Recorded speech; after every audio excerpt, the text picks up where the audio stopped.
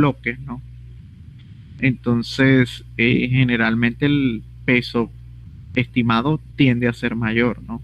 Para esa losa maciza como tal. Ahora bien, en el caso de las vigas, ¿no? Básicamente vamos a establecer, ¿no? Su predimensionado basado en las cargas que están llegando a la viga, ¿no? Recuerden que siempre existe un punto de partida en la manera como se transmiten las cargas entre los distintos elementos. Cuando tenemos una estructura típica, una estructura clásica con un sistema porticado, lo común es que las losas, que es mi elemento de área, transmita su carga, ¿no? Hacia su elemento de soporte. En este caso, ¿cuál es el elemento de soporte de las losas, ¿no? Las losas, su carga se transmite hacia las vigas. En algunos casos se pueden transmitir hacia muros. Sí, bueno, existen muros de concreto, ¿no? Entonces, las vigas van a encargar de recibir esa carga en ese flujo, ¿no? De información, o en ese paso también conocido como paso de carga, de entre los distintos elementos, la manera como se está llevando la carga, ¿no? Entonces, bueno, básicamente vamos a partir de que para el predimensionado de vigas tenemos que considerar todas las cargas que están llegando a la losa, ¿no? Y bueno, como es un predimensionado, lo que nos interesa conocer en el caso de las vigas, obviamente es la carga, pero si evaluamos esa carga, ¿no? Específicamente dentro de los diagramas de corte, axial y momento, ¿qué nos interesa, no? El valor del diagrama de momento, ¿no? ¿Por qué? Porque ese va a ser un punto de partida. Recuerden que tanto para las losas como para las vigas, nuestro punto de vital importancia o nuestra información de vital importancia va a ser el diagrama de momento. Porque con él, bueno, podemos determinar el área de acero, ¿no? En un inicio. Y bueno, si es el corte, podemos estimar, ¿no? Cuánto es el área de acero requerido por corte, ¿no? Pero en este caso del predimensionado para las vigas, nos vamos a enfocar específicamente en las cargas y esas cargas traducidas hacia el diagrama de momento, ¿no? Ahora bien, las losas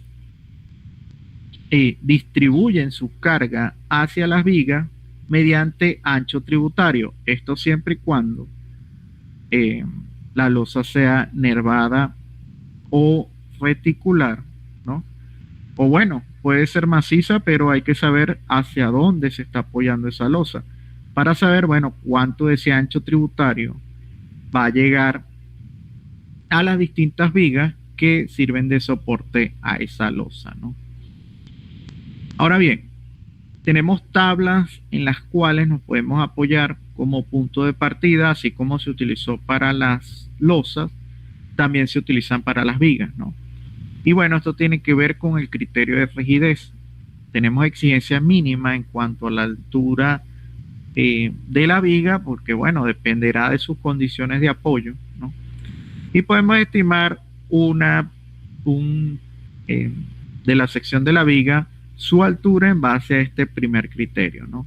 Entonces, en donde, bueno, si tenemos una viga simplemente apoyada, con un extremo continuo, con ambos extremos continuos o en voladizo, ¿sí? Podemos estimar cuánto es la altura de la misma. ¿Ok? Esa tabla también obviamente está dentro de la normativa 631814 y la misma también está dentro de las versiones posteriores a la 631814, la 19 y la 25, ¿no? Si se dan cuenta, si observamos las dos tablas, bueno, lo único que varió un poco fue para un extremo continuo este coeficiente, ¿no? De 18.5 que está acá, que en el caso de nuestra norma es solamente 18. ¿Sí? Ok, existen restricciones geométricas, ¿no? Que tenemos que cumplir desde el punto de vista normativo. Una es que, bueno, la altura de la viga, ¿no? o el peralte, también conocido peralte de la viga, sea menor a 0,25 veces la luz libre de la viga, ¿no? Esto es, bueno, en proporción geométrica, ¿no? Cuidando esa relación de aspecto, ¿no? El otro parámetro es la proporción geométrica entre el ancho de la viga y el peralte o altura de la misma, ¿no? Que bueno, debe ser mayor a 0,3, ¿no? Eso quiere decir que si nosotros, bueno, tenemos una altura ya fijada, ¿no? Por algún criterio, el ancho tiene que ser mayor a 0,3 veces la altura de la viga. Y la otra disposición normativa para, ya desde el punto de vista con un enfoque sísmico, ¿no? El ancho mínimo de las vigas es de 25 centímetros. Este como punto de partida es un valor inicial, pero bueno, ya las normas establecen que para nivel de diseño 3, las vigas como ancho mínimo, cambiar esto acá, 0, como ancho mínimo es 25, ¿no? Y bueno, la otra proporción geométrica que tenemos que cuidar es el ancho máximo de la viga, que tiene que ver con la dimensión de la columna y la altura de la viga. Normalmente acá en nuestro país nosotros tratamos de que las vigas en su dimensión, es decir, en el ancho, no excedan la dimensión de la columna. Sin embargo, hay países como Norteamérica donde es permitido, donde se permite de alguna manera que el ancho de las vigas, existe la posibilidad de que el ancho de la viga sea mayor a la dimensión de la columna, ¿no? Entonces, estas son proporciones o condiciones geométricas que hay que cuidar, ¿no? Y bueno, un elemento importante es que uno trate en lo posible de que las vigas en su proporción geométrica no sean elementos esbeltos, ¿no? Por eso establece estas restricciones. Es decir, no tener vigas de poco ancho y de gran peralte. Eso hace que mientras yo disminuye el ancho e incrementa el peralte o altura de mi viga, la sección transversal de la misma va a ser considerada como un elemento esbelto. Y bueno, tenemos que cuidarnos de eso, para evitar problemas de esbeltez en ese elemento estructural, ¿no? Entonces, por eso tenemos estas proporciones geométricas que están siendo, o que la normativa nos dice que debemos vigilar y que debemos cuidar, ¿no? Ok. Entonces, fíjense lo que dice acá. Bueno, las dos relaciones geométricas que hablamos previamente, una asociada a la luz libre de la viga en función de la altura de la misma y otra asociada a la dimensión del ancho de la viga entre la altura de la misma. Bueno, fíjense lo que dice acá. Tiene como objetivo evitar la ductilidad de la viga se vea limitada por problemas de pandeo lateral. Y estos problemas de pandeo lateral se dan en secciones que tienen excesiva esbeltez. Por eso la importancia de controlar, ¿no?, que mi sección geométrica no sea una sección que tenga un comportamiento esbelto, porque si no, nos va a dar problemas de pandeo lateral, ¿no? Y esto es lo que cuida la norma, tanto el ACI como nuestro código, ¿no? Nosotros cuidamos de que esto, no suceda para no generar estos problemas de pandeo lateral. Ok, entonces bueno, y como les comentaba, básicamente hay que entender un poco cómo se transmite la carga entre los distintos elementos estructurales. Y bueno, en el caso de las losas van a transmitir las cargas hacia las vigas o hacia, si fuese el caso, los muros, ¿no? Si existen muros. Y normalmente para losas armadas en una dirección, ¿no?, las cargas se transmiten de la losa hacia la viga por su ancho tributario, ¿no? Entonces, en este caso, normalmente en función de la longitud se divide entre dos, bueno, y nos dice cuánto es el ancho tributario de la viga, de la carga de la viga que va a recibir, en este caso, proveniente de la losa, ¿no? Y bueno, eso se hace en cada uno, o sea, observando la planta del edificio, discretizando, ¿no?, por ancho tributario, para losa armada en una dirección, ¿no? La manera en cómo se transmite la carga de la losa hacia la viga, ¿no?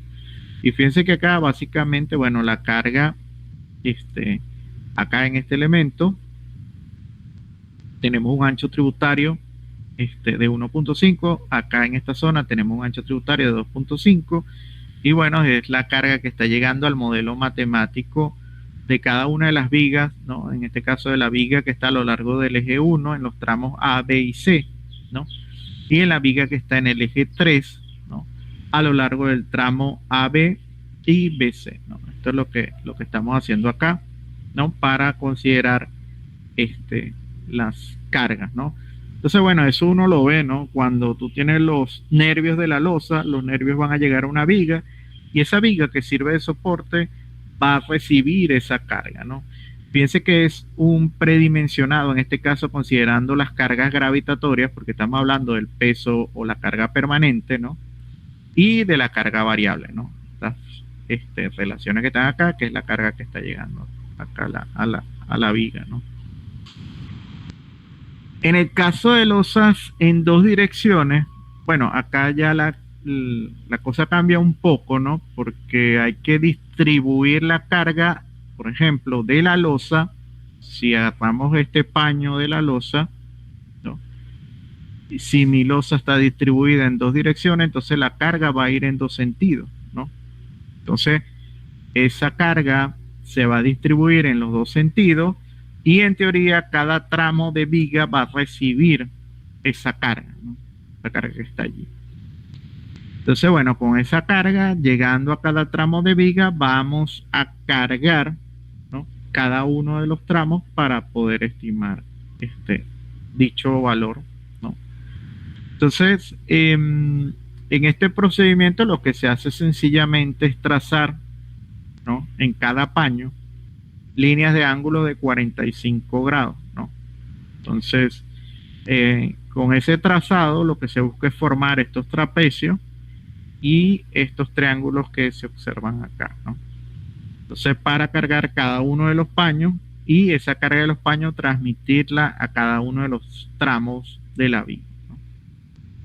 Entonces, fíjense cómo queda distribuida la carga, ¿no? En algunos casos los tramos quedan con cargas triangulares, en otros casos quedan con cargas trapezoidales, ¿no? Claro, algunos proyectistas dicen, bueno, como es un predimensionado, vamos a suponer de que toda la carga es rectangular, ¿no?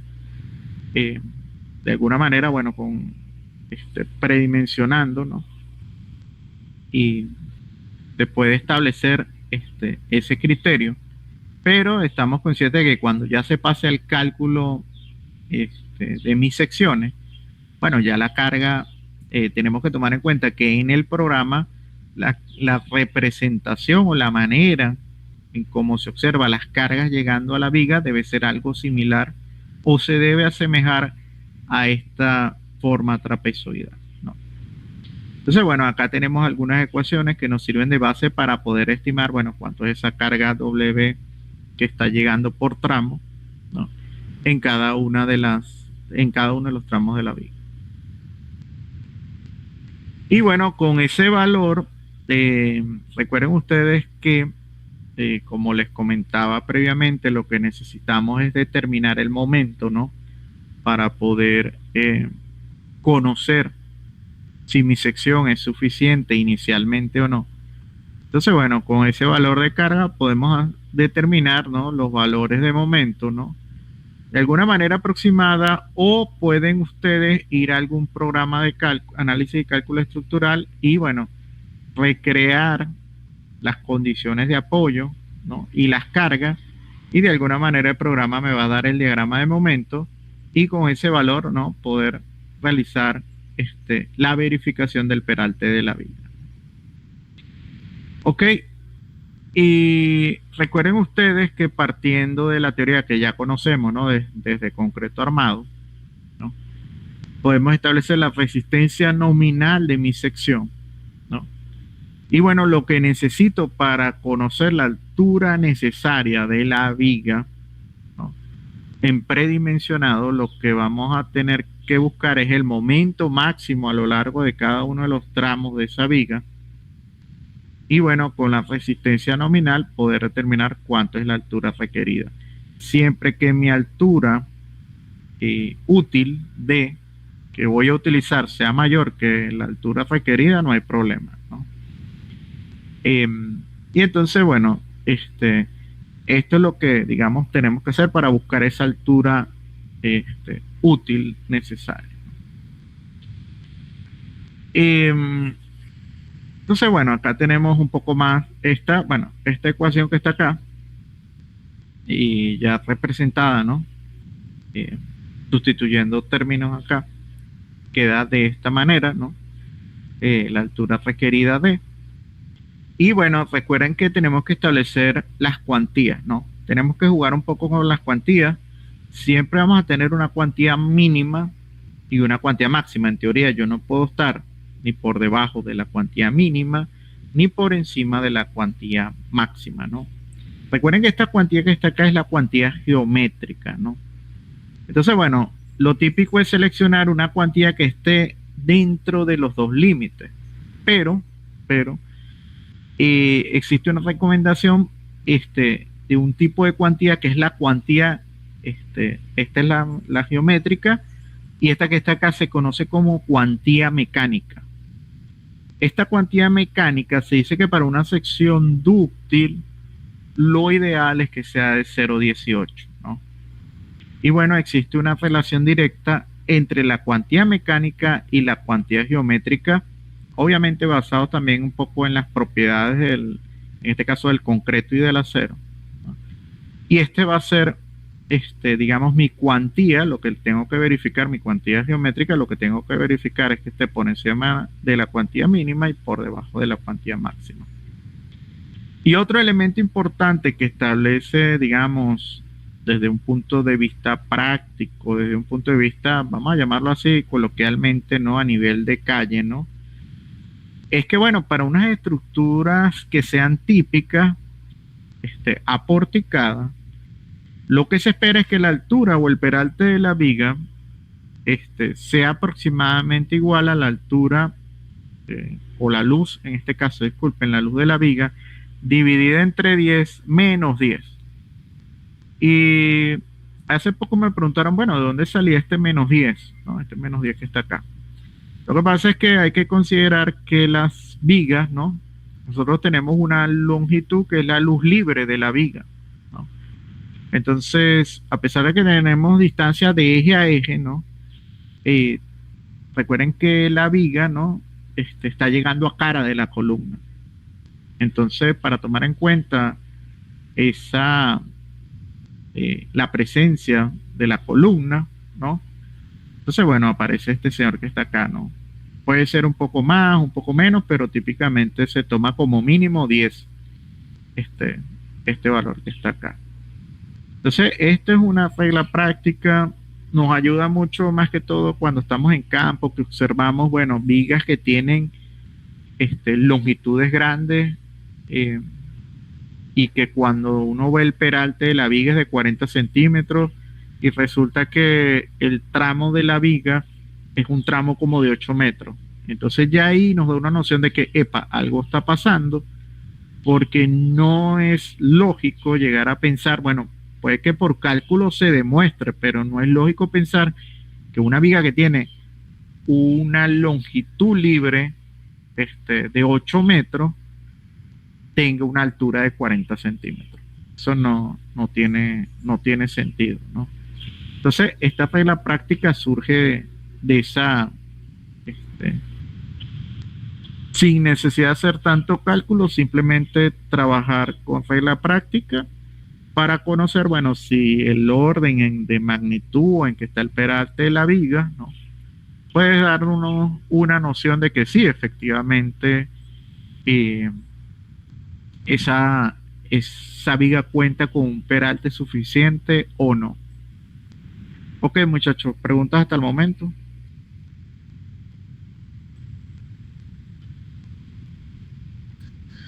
Profe, una duda. El peralte máximo de una viga, por ejemplo, nuestra luz era de 8 metros y nos da 75. ¿Cómo cuánto sería lo máximo de peralte que se pudiese hacer para un predimensionamiento? Bueno, ese peralte máximo puede llegar a estar hasta 80, más o menos, hasta 80 centímetros. Lo que pasa es que, bueno, uno trata de posteriormente ajustarlo. Obviamente ya en el cálculo definitivo uno ve si la sección queda corta o al contrario, bueno, está pidiendo incremento de sección. Pero bueno, más o menos este 80 centímetros es ya un peralte considerable.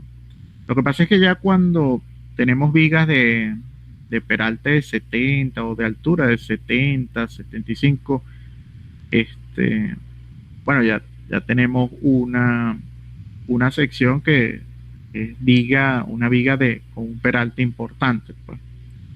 Recuerden ustedes que eh, nosotros, claro, acá porque bueno, estamos predimensionando, ¿no? Pero luego uno trata el cálculo final es el que nos va a decir, mira, si esa sección la podemos optimizar. La idea es optimizar las secciones y poderla ajustar lo mejor que se pueda, ¿no? Pero en principio hasta 80 centímetros pensaría yo que es el peralte suficiente.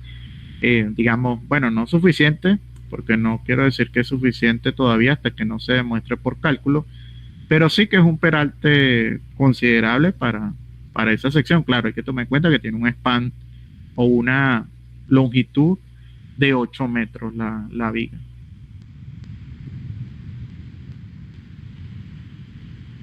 Ah, ok, gracias. Ok. Y bueno, los otros muchachos, recuerden que D es la altura útil. Cuando hablamos de altura útil, a esto hay que sumarle el recubrimiento, ¿no? Pues recuerden que D es medido hasta acá, ¿no? Pero sí hay que sumarle el recubrimiento para que me dé el peralte completo de la viga. Ok, entonces, bueno, acá determinamos esa altura útil requerida, ¿no? Basada en ese momento máximo que nos dé la viga, ¿no? Vamos a hablar de las columnas, ¿no? Y, claro, antes de pasar acá, bueno, hay varias cosas, ¿no? En el caso de vigas de acero, hay metodologías adicionales porque no solamente es estudiar, digamos, el diagrama de momento, hay otros ítems que hay que evaluar porque, bueno, eso va a depender mucho del nivel de diseño de la viga. Entonces existen chequeos adicionales como pandeo, pandeo lateral, que es uno de los elementos importantes dentro de las vigas de acero, eh, la longitud de arrastramiento de la viga, eh, la el pandeo, pero el pandeo global también de la edificación, bueno, y existe la relación de esbeltez también, ¿no? Como punto importante, ¿no? Entonces, esto, eh, en base al tipo de material, en este caso el acero estructural, hay que evaluar condiciones adicionales que van a estar también en función del nivel de diseño, ¿no? Entonces, esto, bueno, acá lo quería complementar un poco, ¿no? Cuando uno predimensiona en el caso de edificaciones de acero, ¿no? Eh, para ese tipo de estructura. Entonces, bueno, hay consideraciones adicionales que evaluar. Ok. Y, cuando ustedes, bueno, esto para preguntarle, cuando ustedes eh, estudiaron lo que fue estructura de acero, aprendieron estrategias de predimensionado.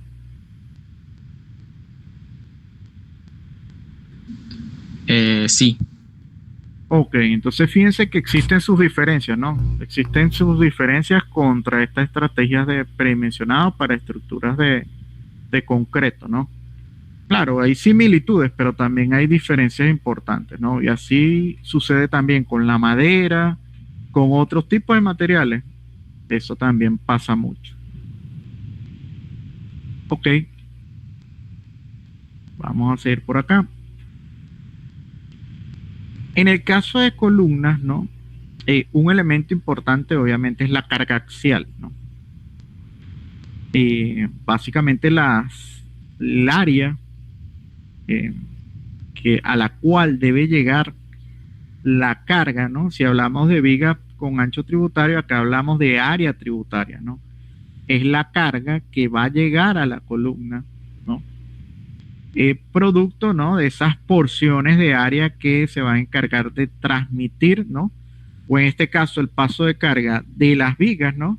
Recuerden que si hablamos de losa, la losa transmite la carga hacia la viga o hacia el muro. En este caso ahora la viga transmite su carga hacia su elemento de soporte. En este caso es ¿quién? La columna, ¿no? Entonces, bueno, existen disposiciones normativas. Eh, por acá me están escribiendo, muchachos, ya va.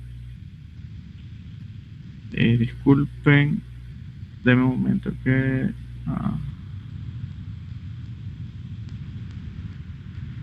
ok. Entonces, bueno, en el caso de columnas tenemos condiciones adicionales, ¿no? Condiciones que tenemos que evaluar. En esta estrategia de predimensionar, ¿no?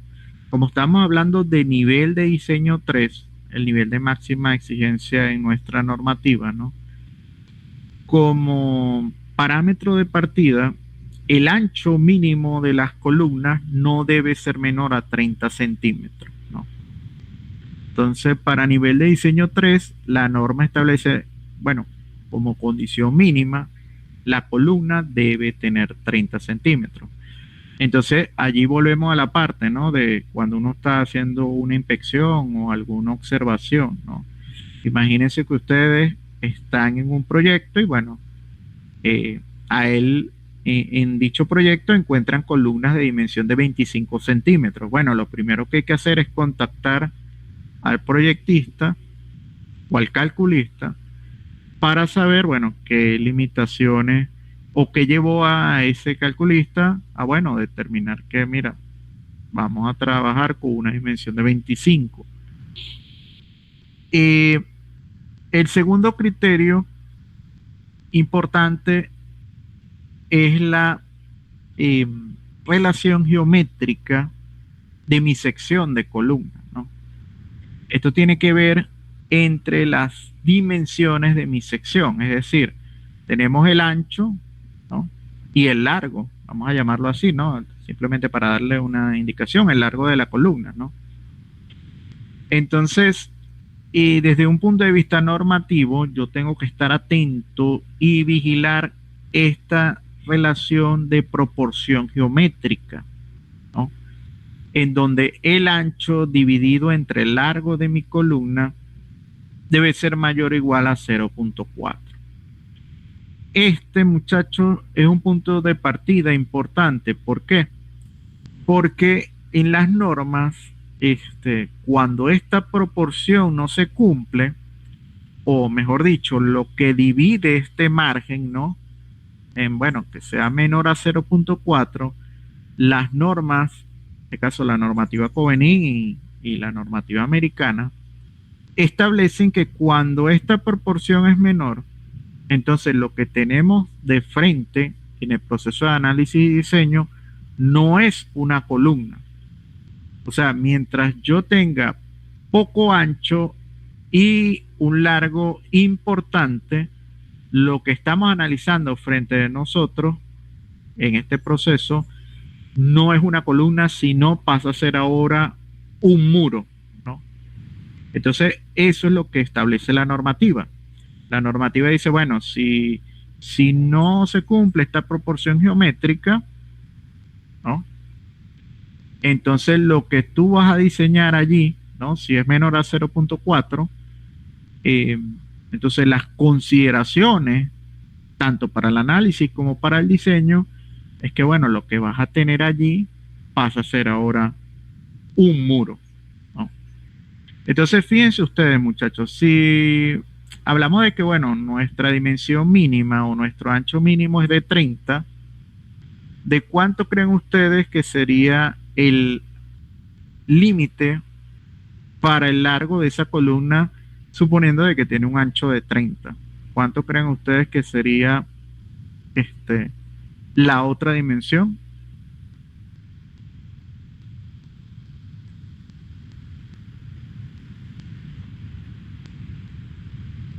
¿Qué longitud tendría entonces como límite mi columna en el otro sentido para seguir manteniendo el margen de maniobra y que ese elemento se pueda considerar como columna?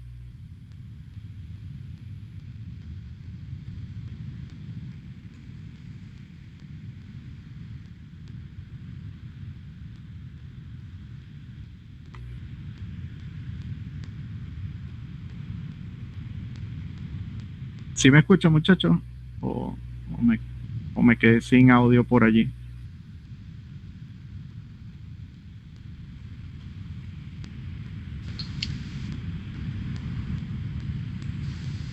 Sí, lo mínimo sería 80. Y bueno, fíjate tú, si colocas acá 30 centímetros, ¿no? Donde tienes el BC acá, pasas el HC hacia el otro lado y divides entre 0,40, divide 30 entre 0,40 y te va a dar el valor máximo que puede tener esa columna.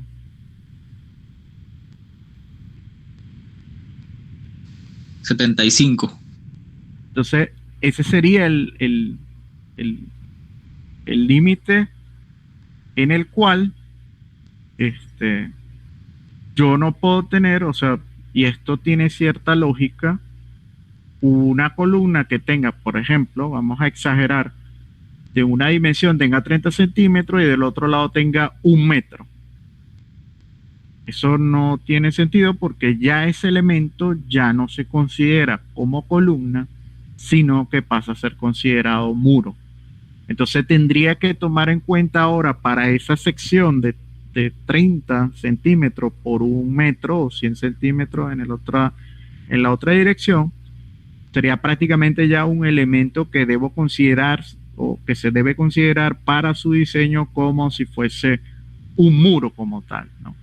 Entonces, bueno, eso es lo que tenemos que estar atentos allí, ¿no? Ok, recuerden entonces, como les mencioné, este ancho mínimo de 30 centímetros lo establece la norma ya para el nivel de diseño 3, que es el que vamos a utilizar, ¿no?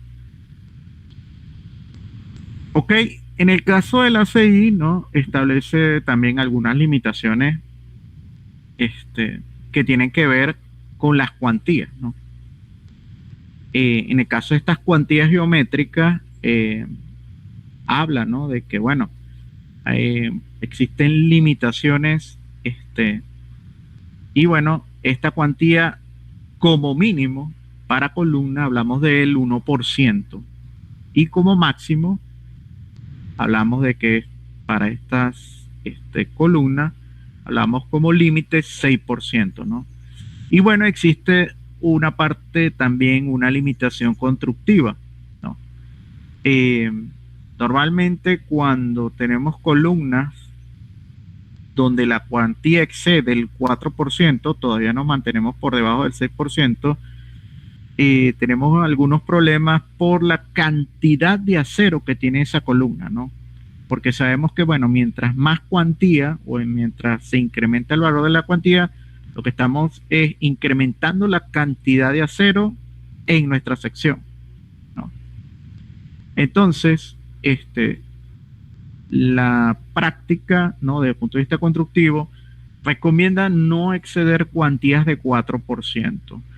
Yo en lo particular, muchachos, y por sugerencia de varios autores que he investigado, la recomendación general, ¿no? Para edificaciones es establecer cuantías entre el 1 y el 3% como máximo. ¿Por qué estos autores sugieren 3%, ¿no? Ellos dicen, bueno, en algún punto va a ser necesario empalmar el acero. Entonces, allí, en esa zona de empalme, tenemos una confluencia de acero. Entonces, para evitar tener problemas, se recomienda que no se exceda esa cantidad, o por lo menos los autores establecen no exceder cuantías de 3%, aunque fíjense que la norma me permite, o en este caso el ACI, me permite llegar hasta el 6% de cuantía. Entonces, en la práctica constructiva, lo ideal es estar por encima del mínimo, que es el 1%, pero por debajo de al 3%, como valor límite superior, ¿no? Cuantía recomendada para esta parte de predimensionado, por ejemplo, del 2%, ¿no? Una cuantía media entre 1 y 3%. Pues. Entonces, esa sería una cuantía recomendada. ¿Qué establece el ACI también? Bueno, el ACI establece esta relación geométrica que ya hablamos, que no puede ser menor a 30 centímetros. Tenemos que, como mínimo, considerar 30 centímetros. Y bueno, el otro parámetro es la relación de aspecto, ¿no? Entre las dimensiones, ¿no? Debe ser mayor o igual a 0.4. Otro elemento importante, muchachos, tiene que ver con el diámetro de la cabilla del acero longitudinal. Lo recomendable es que estas cabillas sean mayor a número 5. Hablamos de acero de 5 octavos, ¿no? De pulgada, ¿no? Entonces, no se recomienda utilizar acero de media o acero de 3 octavos como acero longitudinal, ojo. Ahora, para lo que es la ligadura o el acero transversal, se utiliza lo típico, el diámetro es acero de 3 octavos. Y en algunos casos, porque se necesite a nivel de cálculo incrementar ese acero, bueno, se puede llevar acero de media para acero transversal, ¿no? En el caso de vigas, en las vigas, bueno, se trabaja también con acero de 5 octavos en adelante, y bueno, para el acero transversal se puede usar acero de 3 octavos, ¿no? Para lo que es el diámetro. Ok. Entonces, bueno, como les comentaba, las columnas van a recibir esa carga axial, ¿no? Recuerden que en esta estrategia de predimensionado vamos a tener cargas que provienen de la acción gravitatoria y cargas que provienen del efecto lateral, del efecto, en este caso estamos hablando del sismo, pero también podemos hablar de cargas de viento, ¿no? Si es el caso de estructuras de acero, por ejemplo.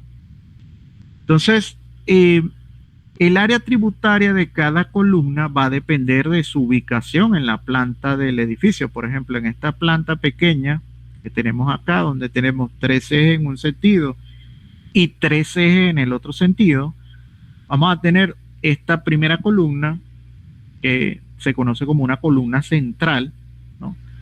Porque, bueno, a ella básicamente va a llegar toda esta área tributaria que tenemos acá. Y fíjense que la estrategia es sencilla, es dividir, ¿no?, la mitad de la longitud en cada dirección, ¿no?, que estaría dando el aporte de carga, ¿no?, y en este caso el área tributaria a considerar para esa columna central. En el caso de las columnas que forman parte del perímetro del edificio, típicamente en esas columnas perimetrales vamos a tener las columnas de borde, que son esta señora que está acá, ¿no? Fíjense que esta es su área tributaria, ¿no? Y vamos a tener las columnas esquineras, donde el área tributaria es más pequeña, ¿no? Pequeña como acá. Entonces, esa es la distribución del área tributaria de cada una de las columnas, ¿no? Entonces vamos a establecer, ¿no?, nuestros 3 tipos de columnas. Tenemos las columnas centrales, las columnas de borde y las columnas esquineras, ¿no? A ella va a llegar esa carga gravitatoria, ¿no?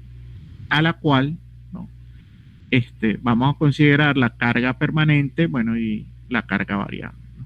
Para esta estrategia de predimensionado. Y bueno, en función de esa ubicación, ¿no? Vamos a tener una primera ecuación que nos va a ayudar a determinar el área de la columna, ¿no? El área como tal de la columna. Eso va a depender, bueno, de la carga que va a llegar a la misma, ¿no? Esta carga gravitatoria.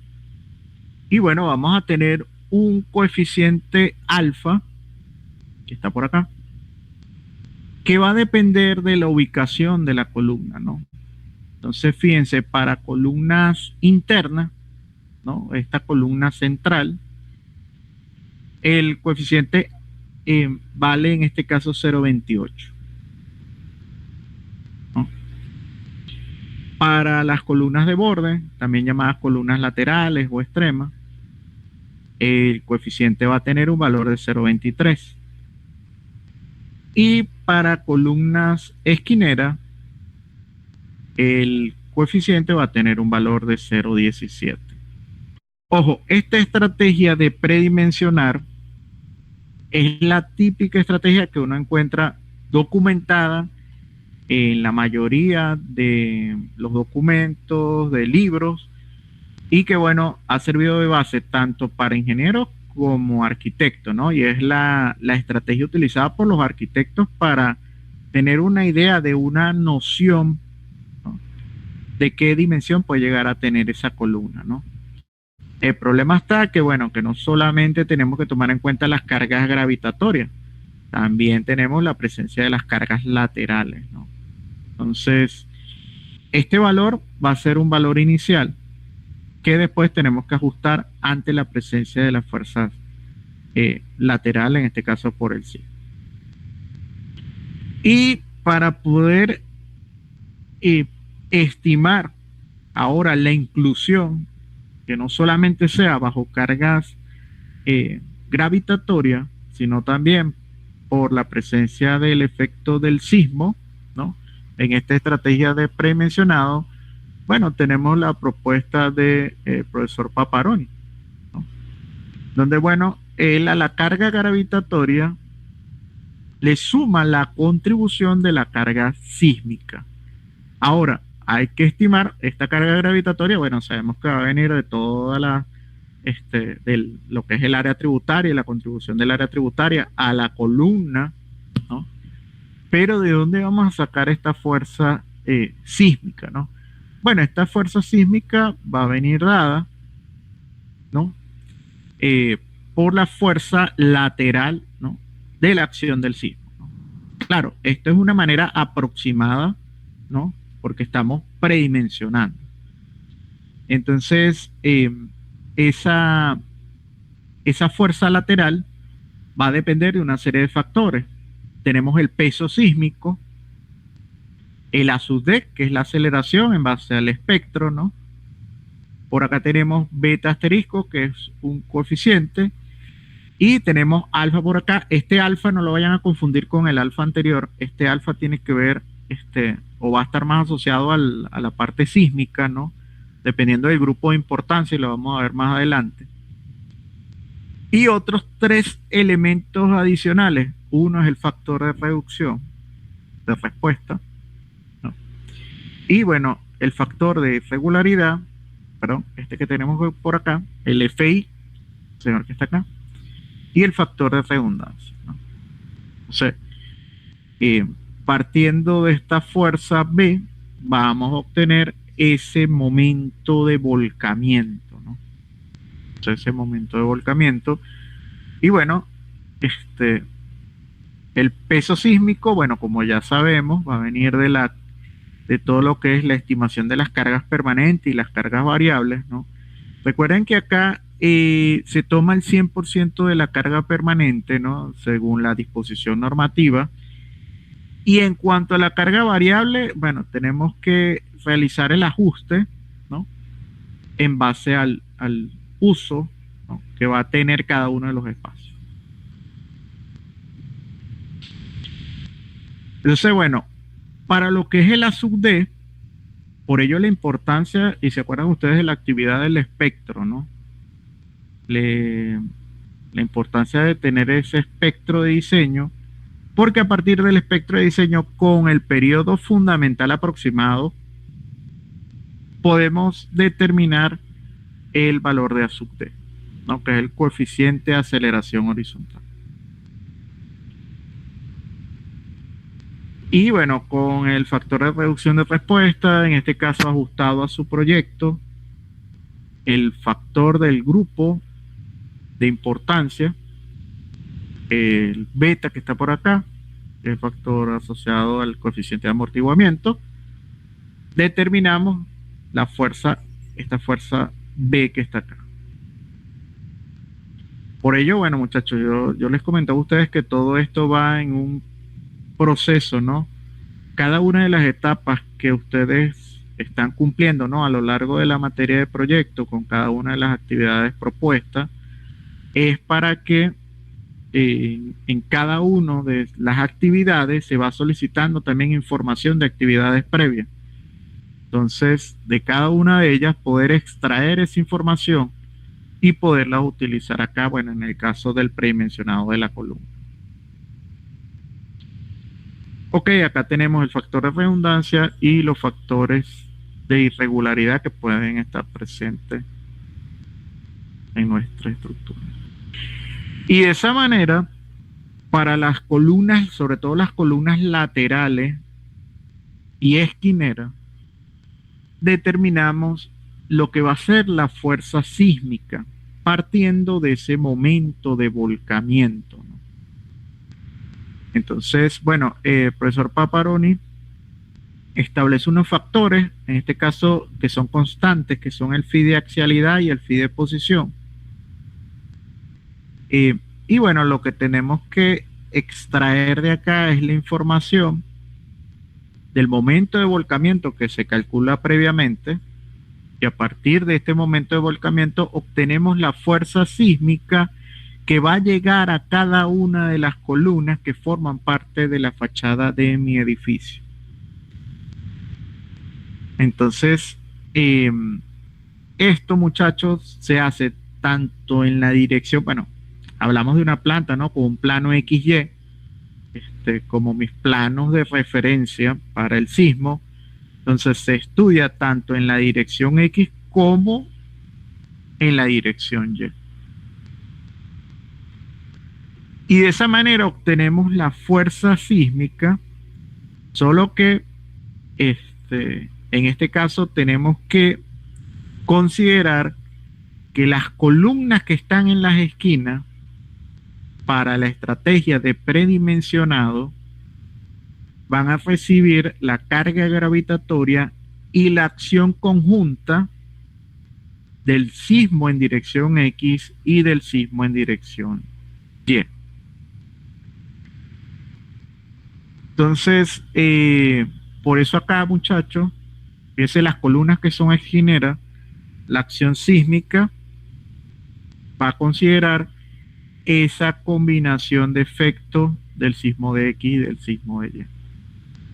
Claro que más adelante, ya cuando se esté diseñando como tal, porque esto es en predimensionado, seguramente esa sección puede quedar un poco corta, ¿no? Corta en el sentido de que, bueno, la dimensión se va a tener que incrementar. Pero fíjense ustedes que ya estamos considerando por lo menos la contribución de la acción sísmica desde la estrategia de predimensionado. Cosa que a lo mejor no hacen los arquitectos, por ejemplo, que ellos toman para su estrategia de predimensionado solo la carga gravitatoria, y por eso ellos, cuando uno le indica, no, mira, la columna es de esta dimensión, entonces ellos se asustan porque no, a nivel de números, no quiero decir que todos los arquitectos, pero sí buena parte de ellos, no van a saber, mira, esa sección, lo que te pueden decir, mira, yo veo esa sección como muy grande para el proyecto, pero lo que no se dan cuenta en ellos es todo el cálculo que hay tras esto para poder determinar esa sección que cumpla con todos los requerimientos normativos. Ok, pregunta hasta el momento, muchachos.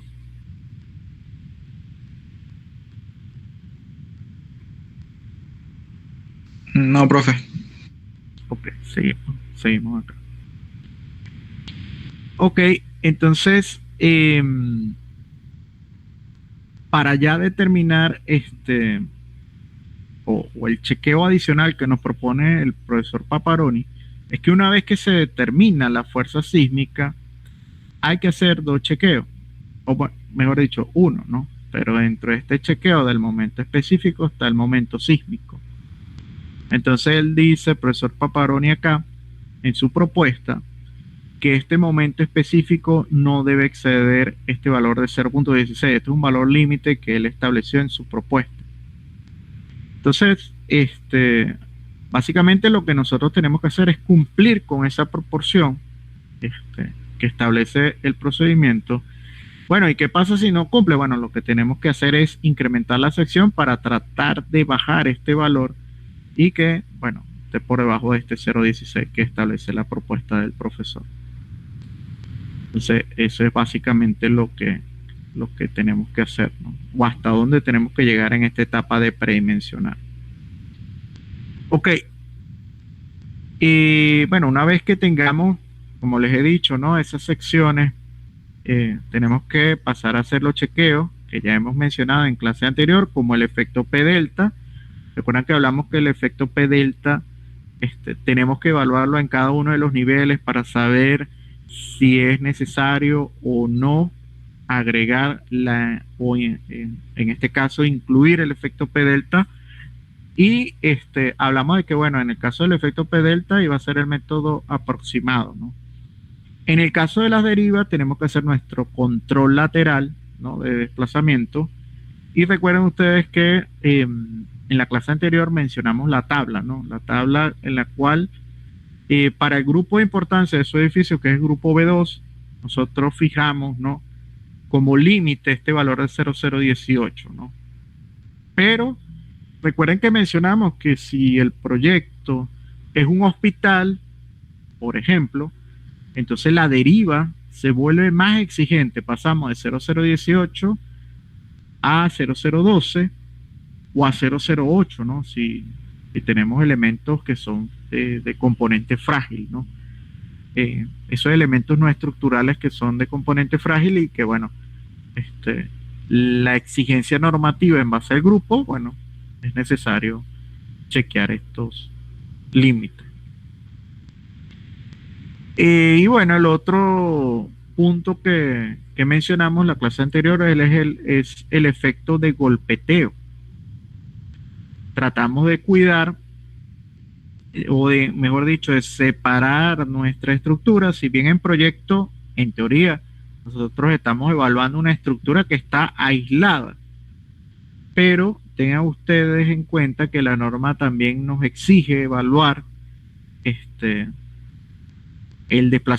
desplazamientos laterales que pueden ocasionar un daño a la estructura que tengamos al lado, ¿no? O la edificación que esté adyacente a nuestra estructura.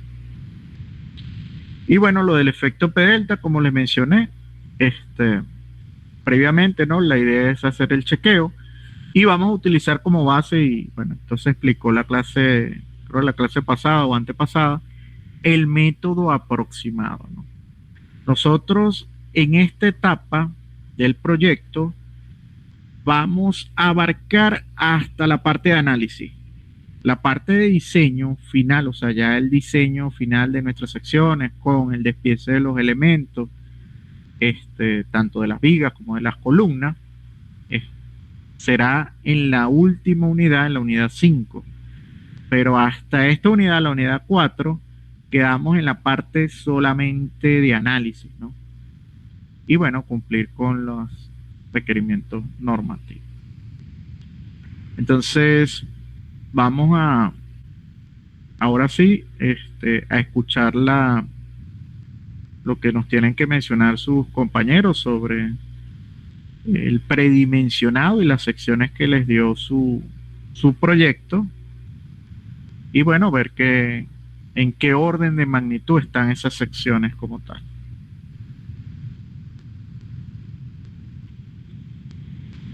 No sé si está el grupo uno por ahí, por favor.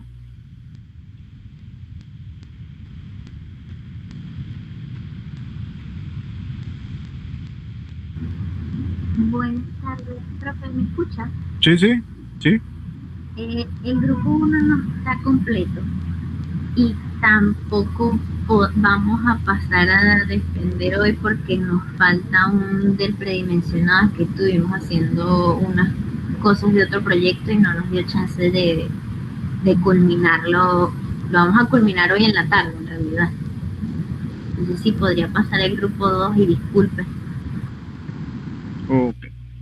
Bueno, recuerden ustedes que esta sección de proyecto, lo que comentamos la clase pasada, ¿no? Que bueno, que no, con todo lo que pasó después del sismo, obviamente, este, perdimos dos jueves de clase, ¿no? Eh, entonces, bueno, prácticamente las actividades se movieron en bloque, ¿no? Pero eh, la idea era, bueno, ver qué tan adelantado estaban en esta etapa, ¿no? Del predimensionado. Entonces, bueno, si está el grupo 2 por allí, a ver qué tanto han avanzado.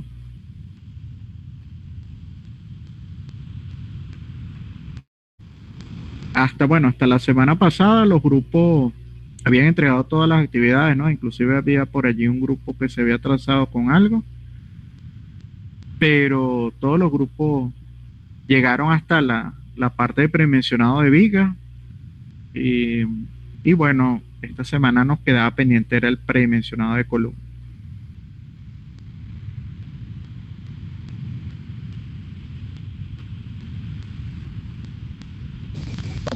Grupo. Ajá, el grupo 2 está por allí. Sí, Ok.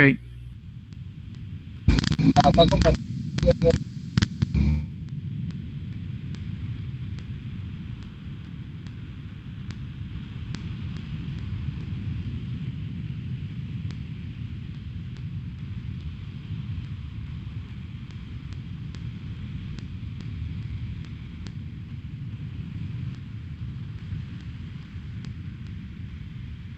Para ver. Eh, si está compartiendo pantalla, bueno, yo no lo estoy viendo en este momento.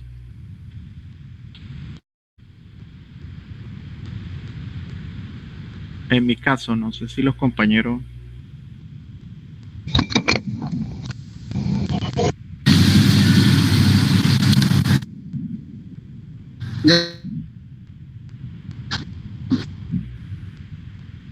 Creo que tienes problemas de conexión allí el compañero.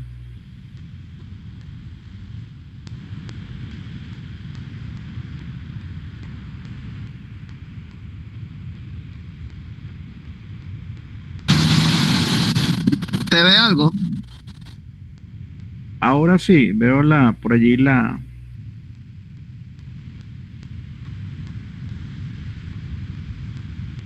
está compartiendo desde el teléfono, ¿verdad?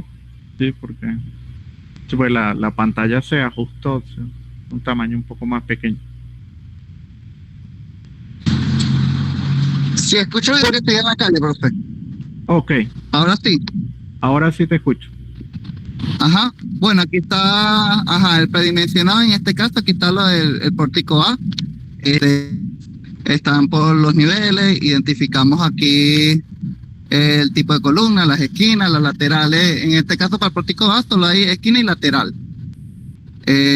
Factor N.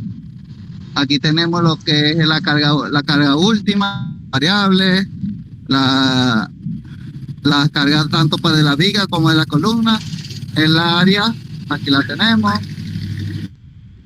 La última, la carga de servicio, el área gruesa y la carga acumulada.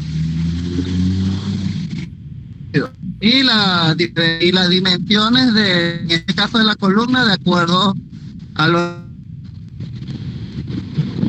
Igualmente está con el pórtico B, que en este caso sí tiene lo que es las columnas ahí laterales y centrales. Y en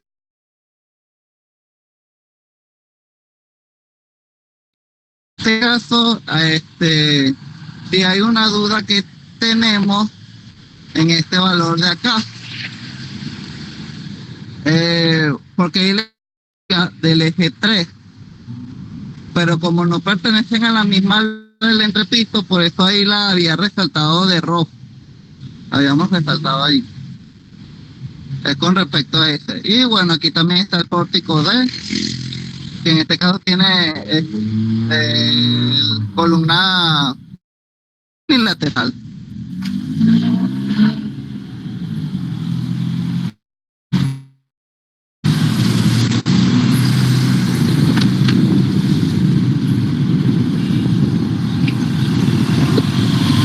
Ok, ¿qué dimensiones? ¿Cómo? ¿Qué dimensiones, por lo menos en planta baja, ¿no? En planta baja tienen de sus columnas y bueno, ¿qué tanta diferencia tiene contra las columnas centrales, esquineras y laterales? Bueno, la más alta, las dimensiones fueron en este caso, por decir, esta de acá de 60 por 60, en la columna del nivel 1 de la A4, que en este caso sería esta de acá. Esta de aquí. Es una central, ¿no? Ajá. Y Bueno, esquina. esquina. Ah, ok. Ajá. Sí, en la esquinera de acá. Y de en la esa A4. planta, ¿qué tanto varía esas dimensiones contra la columna lateral y la central? Ya le voy a decir ya poco aquí. Ajá, la tenemos de 60. En cuanto a la lateral, de esta planta 10 centímetros en cuanto a la lateral. Y la central nos dieron 60. Ah, bueno, aquí está la otra de central de 65. 65 por 65. Ok. Bueno, allá hay varias cosas, muchachos. Lo primero es decirle, bueno, uno puede predimensionar con columna cuadrada, ¿no? Eso se puede hacer. Pero recuerden que si por algún motivo nosotros necesitamos incrementar la inercia en una dirección, entonces ya nuestra columna, en vez de ser cuadrada, es rectangular. Entonces, eso por allí, bueno, lo podemos, inicialmente, bueno, podemos partir de columna cuadrada, pero recuerden que las derivas, cuando van a controlar la deriva lateral, si necesitan controlar la deriva en una dirección más que en la otra, entonces, bueno, quizás allí vale la pena cambiar la forma geométrica de mi sección, pasarla de columna cuadrada a columna rectangular. Claro, acá de momento no lo puedes saber porque estás todavía predimensionando allí y solo cuando vas a hacer el chequeo de la deriva es que te vas a dar cuenta, no, mira, mi estructura se está desplazando más en un sentido que en el otro. ¿Cómo lo controlo? Bueno, lo puedo controlar cambiando la orientación de mis columnas y pasando esas columnas a rectangular, ¿no? Eso lo pueden hacer allí. Esa es una opción. Antes de incrementar sección de forma aleatoria, sino simplemente cambiando la configuración de la columna y bueno, pasando esa sección a una sección rectangular. Lo otro, ¿hay predimensionadas de columnas circulares? Sí, también, claro, no es el objetivo de proyecto hablar de columnas circulares, pero nosotros también podemos, si es el caso, ¿no? Por ejemplo, ustedes lo ven acá en el Sambil, ¿no? El Sambil, en ese centro comercial, ustedes se dan cuenta que las columnas son de sección circular. Entonces, también podemos trabajar con secciones circulares en los proyectos, ¿no? Entonces, bueno, esto se puede hacer allí. Y bueno, se cambia la sección a una sección circular de área un poco mayor al área que me está dando en cálculo de una sección cuadrada. Y, y bueno, lo otro, muchachos, recuerden que su edificación tiene una cantidad de pisos, ¿no? Vamos a suponer que tenga 6 niveles. Si tiene 6 niveles, lo típico o lo recomendado es que, bueno, comenzamos con planta baja y el siguiente piso a planta baja, la columna puede mantener la misma sección, pero luego podemos ajustar esa sección en los pisos 3, 4, o por lo menos mantener el piso 3 y el piso 4 con la misma sección, y luego el piso 5 y 6 con otra sección. Ahora, esos cambios, muchachos, tienen que ser graduales. Yo no puedo pretender que si, así como mencionó su compañero, bueno, él tiene una columna de 60 por 60, yo no puedo pretender pasar al siguiente piso una columna de 40 por 40. Eso no se debería hacer, muchachos. Los cambios deben ser graduales. ¿Qué se recomienda? Bueno, lo que se recomienda es mantener la misma sección de columna 2 o 3 pisos. Si por cálculo uno lo puede demostrar. Y luego, esos 2 o 3 pisos, ¿no? Los siguientes niveles a ese, bajar, por lo menos esa columna de 60 por 60, pasarla a 55 por 55 o cuando mucho a 50 por 50. Pues, hay que tener cuidado con eso porque no podemos pasar de una sección a otra sección. Y esto tiene que ver mucho con el acero también, el acero interno. Imagínense hacer el doblez de ese acero longitudinal de la columna y prácticamente pasar de una columna y forzarla a una dimensión más pequeña, lo que va a generar es un efecto que lo vamos a ver en las clases del módulo 5, que es el efecto cuello de botella en las columnas, porque prácticamente estás estrangulando el acero producto de ese cambio de sección. Por allí tenemos uno de sus compañeros que levantó la mano por allí. Una pregunta, ahorita que mencionó acerca de las columnas circulares. Ajá, por lo general lo más común es uno ve las columnas así cuadradas, rectangulares. Pero ¿en qué caso sé que pudiese ser más recomendable utilizar una columna circular? Buena pregunta. Bueno, fíjate, a veces hay disposiciones arquitectónicas que los arquitectos fijan, no, mira, por alguna disposición del diseño, perdón, del diseño, pero de la parte arquitectónica, pues, es una exigencia. No, mira, yo quiero que mis columnas, como es el caso del Sambil, mira, es un centro comercial, yo la quiero adaptar y la quiero hacer circular. Desde el punto de vista de nosotros como ingenieros, la columna circular tiene un buen comportamiento. La cosa es la parte constructiva. ¿Por qué? Bueno, uno en obra tener el encofrado para ese tipo de columna. Yo solamente a lo largo de 12 años, o sí, de 12, 14, a ver, como de 14 años de experiencia, una sola vez he visto un encofrado de una columna circular. Y el señor que hizo el encofrado de la columna circular en madera, es una persona que bueno, lo logró hacer. Y se hizo, me acuerdo, para una vivienda. Una vivienda porque, bueno, querían que la fachada de la entrada fuese con columna circular. Ahora, en el caso del Sambil, los encofrados no fueron de madera. Pero recordar que ahí utilizaron encofrados metálicos. Y claro, eso agiliza mucho el proceso, ¿no? Pero a nivel de comportamiento, si lo analizamos desde el punto de vista de inercia, nos da el mismo, entonces, en ambas direcciones, nos da el mismo aporte de inercia, ¿no? Y bueno, Es más que todo ya desde el punto de vista constructivo que, bueno, podemos tener limitaciones en cuanto al proceso del encofrado. Si no hay encofrado metálico, imagínense hacer eso en madera, eso, durante el proceso de vaciado y, bueno, todo lo que conlleva, un encofrado complicado.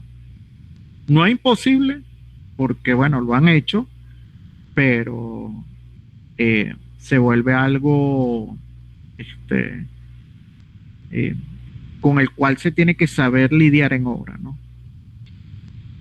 Y como les comenté, bueno, en el caso del Sambil, allí, bueno, se trabajó de manera más práctica con el encofrado metálico.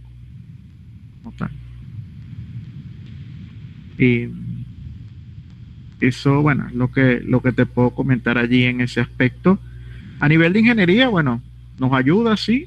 Estamos obteniendo el mismo aporte de inercia y controlamos de alguna manera en las dos direcciones, con ese aporte de inercia, lo que va a ser la rigidez, ¿no? Y bueno, eso es lo que te puedo comentar en ese aspecto. Ok, profe. Ok. Claro, también hay sus columnas en acero, ¿no? De sección hueca. También se utilizan en algunos proyectos y por lo menos en el caso de, apartándonos un poco ya del concreto armado, ¿no? Viendo más hacia la parte de acero, las columnas circulares huecas las utilizan con estos perfiles tubulares, los utilizan más que todo para estructuras así tipo canchas deportivas. Bueno, le da ese aspecto. Y bueno, ya desde el punto de vista apartándonos un poco más de concreto, o bueno, de proyecto estructural, no para obras destinadas a vivienda o residenciales, que es lo que vemos acá, sino más que todo para el sector industrial. En algunos proyectos es de exigencia que las columnas no tengan esquinas o borde. En el sector industrial se cuida mucho de eso. Entonces a veces disculpen, no desde el punto de vista normativo, sino desde el punto de vista de exigencia del cliente en el proyecto, por el tipo de proceso industrial que van a realizar, requiere que las columnas no tengan esquina. Entonces allí, bueno, se van con columnas circulares o pasan a perfiles metálicos con columnas tubulares. Esto, bueno, es común encontrarlo en el sector industrial.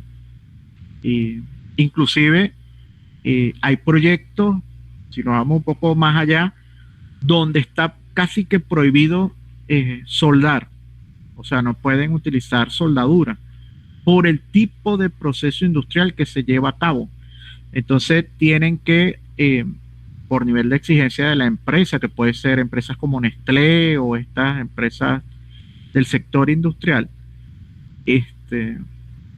que bueno, que tus elementos estructurales, las columnas, si es columna metálica, no se permiten soldaduras, tienen que ser con estos elementos de conexión, con pernos, y bueno, no pueden utilizar soldadura, o a veces, mira, una planta de alimentos del sector alimenticio, mira, no, para el proceso de limpieza, mira, no puede tener esquinas la columna, entonces hay que hacer unos bordes en las columnas, pueden ser a lo mejor columnas cuadradas, pero hay que hacerle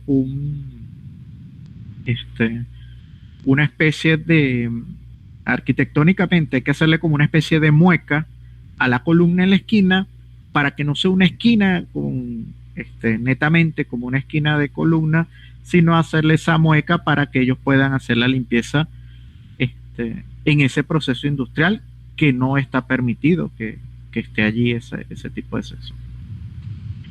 Entonces, bueno, eso también es una limitante. A veces es por el proyecto en sí, otras veces por la exigencia, otras veces porque, mira, no tenemos, qué sé yo, el cliente tiene esos encofrados y los quiere utilizar, porque ha pasado. A veces no, mira, el cliente dispone de esto y con esto es que hay que construir. Entonces, bueno, esos encofrados lo utilizan o a veces algo estético de la fachada por exigencia del cliente en su proyecto, pues. Entonces, esos son el tipo de cosas que, bueno, hay que evaluar en cada proyecto.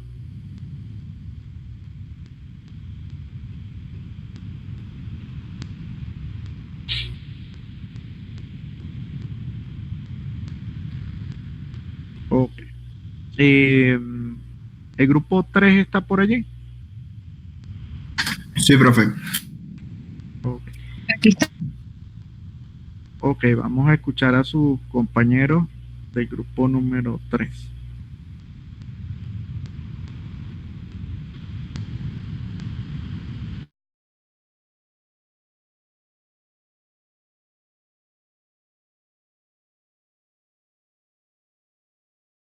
¿Se ve la pantalla?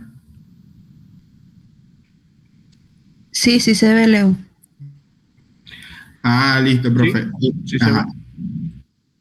Ah, bueno, profe, mire, en primer lugar, nosotros hicimos el cálculo del peso sísmico, ¿verdad? En este caso, nosotros tenemos 5 niveles, ¿cierto? Más el piso de la sala de máquinas y el techo de la sala de máquinas.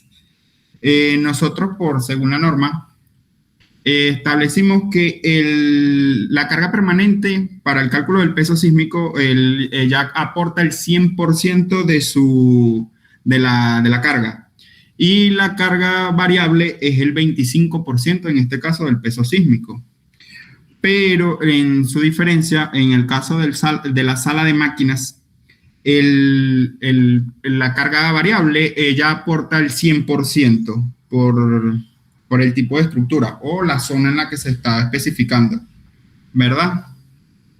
Nosotros sacamos este cálculo, el del área, respecto al área tributaria, ¿verdad? Ya, un momento, vamos para acá. Para mostrarle, este no es, aquí, hoja 1. Aquí tenemos. Hoja. Ajá. Aquí en la hoja 1 nosotros hicimos la planta tipo, la dividimos en las áreas para saber cuál era el área tributaria de cada columna, ¿verdad? Porque nosotros discretizamos los ejes o las columnas por eje en ambos sentidos, pues. Por ejemplo, acá, todas las del eje A, ¿cuál es respecto a ese? 1, 2, 3, 5, y también qué tipo de columna es, si es esquinera, lateral o central, dependiendo, ¿verdad? Entonces, por ejemplo, para las esquineras, nosotros hicimos este trazado, aquí un ejemplo, con estas líneas para saber qué área es la que le aporta. Y en este caso, las columnas esquineras son las que menos carga soportan, ¿cierto? Y las que más carga soportan son las centrales y las laterales, por la mayor área que tienen, ¿cierto? Por allí eso. Ajá. Entonces, eso en el caso del peso sísmico, ¿verdad? Entonces sacamos un total aproximado sumando toda la área de las cargas sísmicas y con este nos vamos al predimensionado. En este caso no tomamos en cuenta el peso de las escaleras para sumarlo acá porque lo utilizamos como una carga puntual sumándosela a cada una de las columnas. Ya yo le explico esa parte por allá, ¿verdad? Aquí como le comenté, el tipo de columna se discretizó respecto al eje y el qué número es, ¿verdad? El área la sacamos en AutoCAD referente a, como también le había dicho, respecto al área tributaria, si es esquinera, central o lateral, ¿verdad? Aquí nosotros los hicimos por piso. En este caso lo dividimos así, los 5 pisos y el techo de la sala de máquinas, ¿verdad? Entonces, aquí en este caso, busca mis apuntes, ajá. Aquí sacamos la carga variable y la permanente por cada una. Aquí en esta parte le quería comentar respecto a lo de la escalera, que era lo que le decía ahorita. Nosotros sacamos el peso de las escaleras Y aquí lo dividimos entre 4, ¿verdad? Y se lo sumamos al pórtico que él realmente le aporta. Al pórtico no, a las columnas que le aporta esa carga. ¿Cierto? Ajá. Y lo mismo sucede aquí. En el de sala de máquinas hicimos lo mismo. ¿Cierto? Aquí, taca, taca, taca. Uh-huh.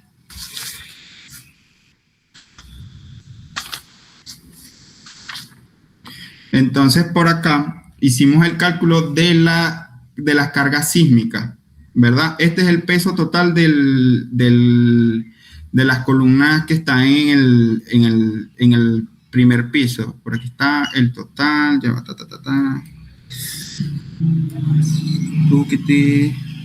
María Ángel, nosotros lo colocamos en donde, en esta... ¿El qué, Leo? Ah, no, aquí está. Lo que pasa es que me lo está tapando la miniatura del... El de las dimensiones está abajo. Ajá, no, que las tengo aquí. Las resultantes del peso de la carga gravitatoria en el piso 1, porque ellas van sumando hasta la de abajo, pues. Entonces aquí las tenemos, pues.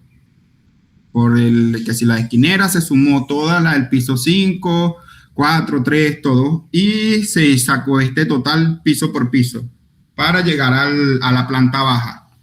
Toda esta carga que está aquí nosotros la utilizamos para el cálculo de las cargas sísmicas, ¿verdad? Entonces utilizamos esta carga, ¿cierto? Nosotros calculamos el periodo aproximado de la estructura. Se me perdió. Este es por interpolación. Y lo sacamos con la microzona, porque la microzona nos dio, en este caso, el más grande que el de la norma 1756, ¿verdad? Y sacamos el cortante y el momento de volcamiento, ¿verdad? Como en este caso, el edificio, ya que volvemos esto, en este caso el edificio es más grande en este sentido, en este eje, él va a tender a voltearse más fácil hacia este lado que este, por decirlo así. Y ese es nuestro mayor momento. Aquí vamos. Y ese se lo colocamos acá para el cálculo de las dimensiones de la columna, ¿verdad? Ya vamos para allá. Aquí usamos, a ver, 4. Bueno, aquí nosotros dijimos que la fuerza más grande es en el eje X, porque es el más largo, ¿verdad? Se le suma la carga gravitatoria para que dé un total, ¿cierto? Y eso lo calculamos para sacar el área gruesa. Nosotros utilizamos el peso total, ¿verdad? Que es la carga sísmica y el peso por piso. Lo dividimos, entre la resistencia del concreto y un factor de reducción, dependiendo el tipo de columna, que si era esquinera, lateral o central, dependiendo. Por ejemplo, para la esquinera el factor es 0,17, para la lateral fueron 0,23 y para la central 0,28. Y por acá tenemos este ancho del área gruesa, lo calculamos, y para sacar el ancho B, le sacamos la raíz a este y lo redondeamos a un múltiplo superior de 5 para que sea algo constructivo realmente, o sea, sea más fácil. Y aparte, nuestras columnas son cuadradas. Ese fue otro comentario que le quería hacer allí. Y respecto al área de acero, nosotros lo sacamos por cuantía mínima, que sería el 1% del área total del ancho del área de la columna, ¿verdad? Entonces aquí están las áreas de acero mínimas que llevaría nuestra columna, Y por acá tenemos el modelado del edificio. Vamos a mostrar aquí la vista 3D. Ahí está. Está Chef. No le puedo mostrar muy bien aquí en el modelado, pues se está pegando la computadora. Pues la tengo un poquito descargada. Ah, no, ahí sí se mueve. Entonces, aquí todavía no le hemos incluido las losas, profe. Aquí no las hemos incluido porque no lo hemos calculado. Y tampoco le incluimos al programa el espaciamiento o cómo vamos a colocar el acero. Ese cálculo no lo hemos hecho de qué juego o qué cabilla vamos a usar para esto. Y tampoco el cálculo de los estribos lo hemos hecho. Bueno, la parte del diseño, bueno, eso. Lo que sí es importante es que le agreguen los elementos de área a ese modelo y bueno, empiecen a obtener y asignen su diafragma y todo eso. Y bueno, empiecen a obtener el desplazamiento de la estructura y bueno, empiecen a observar las derivas. Desplazamientos y derivas. Y derivas, claro. Y bueno, y hagan los chequeos el chequeo P delta, todo eso, pues, todas esas disposiciones. Eso es lo que, bueno. Profe, repita eso que se me quedó como pegado el internet. No, bueno, que tienen que terminar de configurar el modelado de su estructura. Allí todavía va a medias, ¿no? Todavía le faltan algunas cosas. Falta agregar los elementos de área y bueno, pasen a hacer su chequeo, el análisis. Profe, ¿y la segunda entrega sería para cuándo por fin? ¿Sí la va a dejar para...? La segunda entrega, de momento estaba pensando en la primera semana al incorporarnos en septiembre, para la primera semana de cuando nos incorporemos en septiembre, ¿no? Al volver del periodo vacacional, ¿no? Y bueno, ya la semana que viene damos inicio a la última unidad de proyecto, la unidad 5.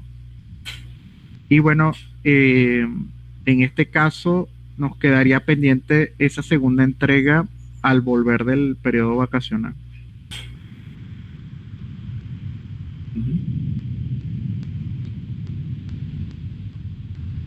Ajá, el compañero allí, ¿qué dimensiones? Recuerden que tienen que ir variando, por lo menos pueden establecer como estrategia para la columna, mantener la sección 2 pisos consecutivos y a partir del tercer piso cambiarle la dimensión a la columna, porque obviamente está recibiendo menos carga por gravedad. Entonces, hacer ese ajuste para no mantener la misma sección de columna a lo largo de todo el edificio, pues. Listo, profe. Sí, porque nosotros colocamos la dimensión de la columna igual desde el primer piso hasta el quinto, o sea...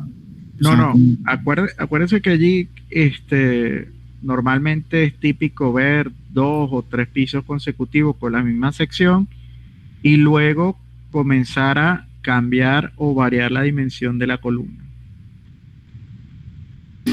Profe, ¿y ahí cómo se haría con respecto al acero? Bueno, puedes mantener la misma cantidad de acero, lo que te va a incrementar es la cuantía, pero observando que la cuantía no te supere constructivamente hablando, es más de ese 3%. Listo. Porque en teoría, si vamos disminuyendo la sección, tocaría hacer embotellamientos a las cabillas.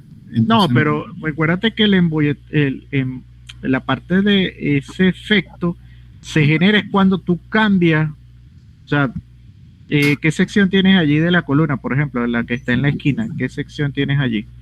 El 45 por 45. No, esquina es 45 por 45, correcto. Ajá. Ok, entonces bueno, sabemos que bueno, de momento esa es la sección, pero esa sección a lo mejor puede quedar corta porque es en predimensionado que la tiene. seguramente cuando vayas ya a la parte de cálculo, en el diseño te pida más, o sea, te diga, no, mira, la sección es insuficiente. Entonces, vas a tener que cambiar esa sección de 45 por 45 a lo mejor a una más grande, ¿no? Y en ese proceso, una vez que tú vas ajustando, tienes que ir optimizando tus secciones. Ponte que ya con todos los chequeos te dio, la columna te dio 60. Entonces, bueno, tú mantienes ese 60, vamos a suponer que sea cuadrado, ¿no? 60 por 60, 2 pisos. En el tercer piso ya no va a ser 60 por 60. Para optimizar un poco tu sección, la pasas a 55 por 55, por ejemplo. Y así va el piso 3 y 4 con 55 por 55 y el piso 5 lo dejas con 50 por 50. Ese es para tratar en lo posible de que tu sección la puedas optimizar de la mejor manera, ¿no? Ya cuando vas a la parte del diseño.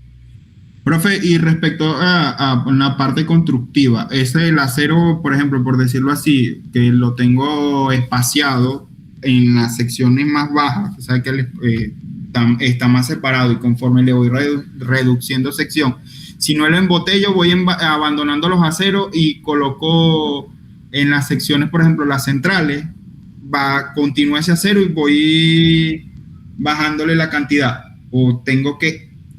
Bueno, tú lo que lo que tienes que cuidar allí es la cuantía, ¿no? Entonces tú lo que tienes que empezar a ver es, bueno, qué sección o qué acero continúa, entonces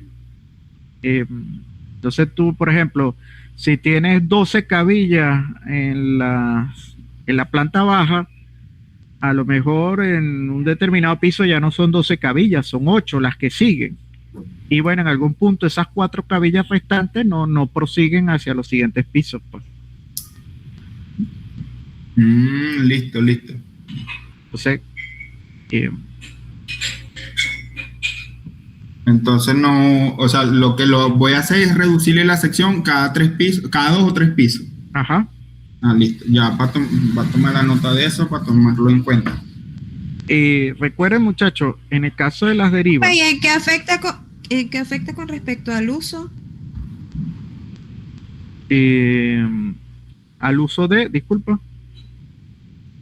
O sea, de cada piso, porque sabemos que cada piso tiene diferentes usos. Ok. Tú, en este caso especificas, ¿no?, el uso de que va a tener cada uno de los niveles, ¿no? Bueno, hay que tomar en cuenta lo siguiente.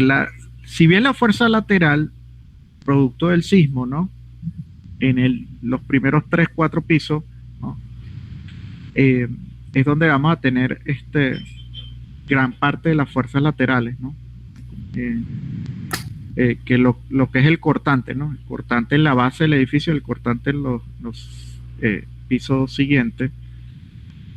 A nivel de carga gravitatoria, la carga empieza a disminuir en la medida que voy avanzando por piso, ¿sí? No es igual la carga por gravedad que llega a planta baja a la carga por gravedad que llega al piso 2 o al piso 4, ¿no?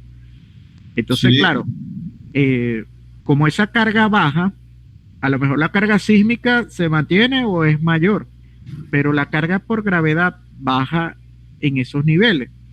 Entonces, en cuanto al uso, no va a haber tanto problema. Lo que sí te puedes ver un poco modificado en cuanto al uso es que en esta parte del predimensionado, como tú tienes el porcentaje o la fracción de la carga variable que vas a agregar, recuerda que en carga permanente es 100%, todo lo que sea considerado carga permanente es 100%, pero en carga variable sí tienes que considerar en base a cada uno de tus pisos, bueno, el uso que tenga, bueno, ver si le vas a dar el porcentaje del 25% que establece. Recuerda que la norma te da una tabla y te dice, por ejemplo, si tienes un tanque tienes que considerar el 100%, porque eso es retención de líquido lo que tiene allí, ¿no? Va a contener líquido. Entonces, esa carga tienes que agregarla como carga variable, pero es de 100% porque es te estás conteniendo líquido allí, si es un tanque. Si el uso es para residencial, bueno, a lo mejor es 25%. Si es para otro tipo de uso, un uso de estacionamiento, va a variar ese porcentaje. Entonces tienes que, en cada uno de los pisos, tienes que hacer el ajuste del porcentaje pues, para la carga variable. Ok, gracias, profe.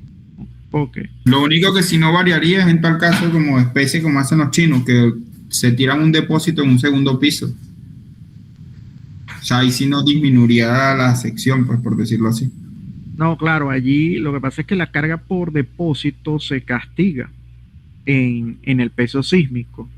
Casi que se considera una carga, en vez de ser variable, es cuasi estática. ¿Por qué? Porque es de depósito. Entonces, allí las cargas variables se consideran el 80%, es decir, 0,80, la carga variable es casi considerarla que como si fuese una carga permanente, porque de 80% al 100% nos falta nada, ¿no? Para considerar como si fuese una carga fija lo que vas a tener allí. Sí, sí, entiendo.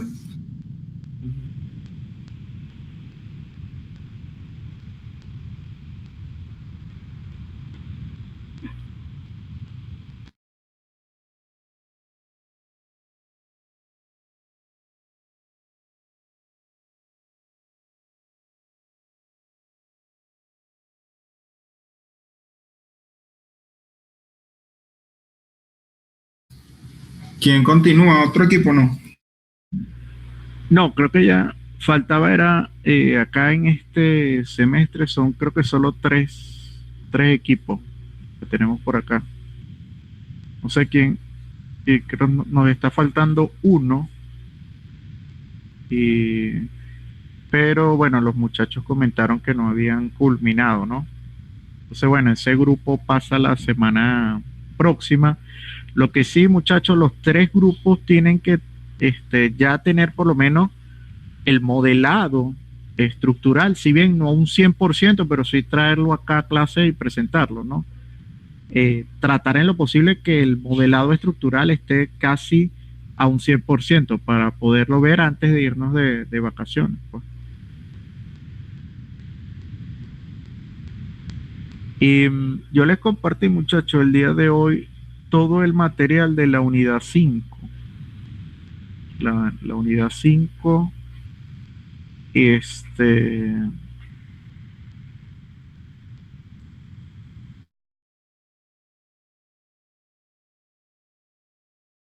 entonces la unidad 5, muchachos, si me escuchan, ¿verdad? ¿Está por allí? Sí, profe, sí lo escuchamos. Sí, profe. Ok, sí, es que sentí un momento que se perdió el internet. La unidad 5,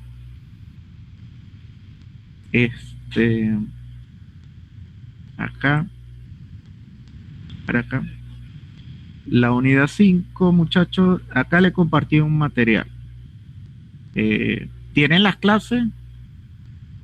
Acá, ¿no? Que es la clase 11, 12, 13 y 14, ¿no? Pero también les compartí este material que son ejemplos de diseño. Y bueno, material adicional que deben revisar. Tanto de las vigas como de la columna como del nodo, ¿no? Cada uno de ellos. Este material lo compartí el día de hoy para que ustedes puedan tener esta información allí a la mano, ¿no? Y bueno, fíjense, este material que está acá, si bien es en estructura de acero, yo les voy a hacer llegar también este material para predimensionado, pero en estructuras metálicas. Tiene algunos criterios, no están todos, o por lo menos la gran mayoría, pero tiene unos criterios base, ¿no? Esto es cuando uno predimensiona para separar un poco lo que es el predimensionado de estructuras de concreto con el predimensionado de estructuras de acero, ¿no? Y bueno, le va a servir para establecer estrategias para predimensionar vigas, columnas, pero en el caso específico de estructuras de acero, ¿no? Entonces, este material también se los va a hacer llegar para que lo tengan por allí. Yo creo recordar que también tengo por allí otro material, así que no me acuerdo en este momento dónde está esa información, pero bueno, allí lo van a tener a la mano también, como tal, y bueno, se lo hago llegar para que lo tengan allí. Entonces, bueno, la semana que viene ya vamos a dar inicio a la última unidad de proyecto. Y bueno, la fecha de entrega, vamos a ver acá el calendario, nos estaría quedando, bueno, antes de irnos de vacaciones, la clase del próximo día jueves, ¿no?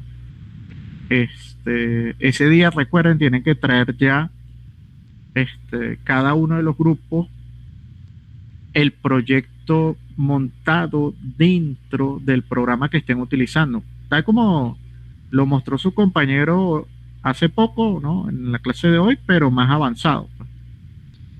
Y y bueno, la entrega la segunda entrega del proyecto estaría quedando ya para septiembre, en la primera semana. Entonces estaríamos por allí hablando la semana, sería para esta semana, del 16 o 17 en septiembre, cuando volvamos. Normalmente se vuelve luego del día de Barquisimeto, ¿no? Para las actividades. Quiero recordar que estamos hablando de que, bueno, la primera clase al volver sería el día 17 de septiembre. En esa semana entregarían la segunda parte del proyecto y bueno, luego nos quedaría pendiente la tercera y última unidad. Bueno, ahí coordinamos y cuadraríamos todo eso para la última unidad, ¿sí? Ok. Entonces, bueno, a ver qué otra cosa por ahí pendiente. Entonces, bueno, recuerden, la semana que viene la actividad es esa, ¿no? Ya traer su modelado, donde se observe también lo del espectro ingresado al proyecto, ¿no? Tiene que ser en el programa donde podamos observar ya el espectro, bueno, y la configuración geométrica de su estructura con ya las secciones asignadas de este predimensionado que ya tienen por allí a la mano. ¿Preguntas, muchachos?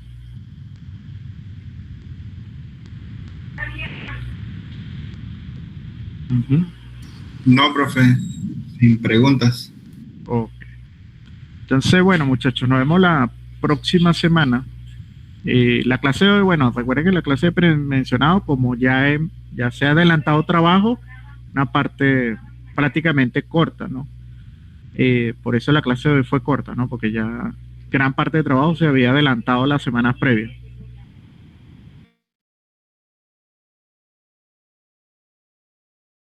Entonces, bueno, muchachos, nos vemos la próxima semana.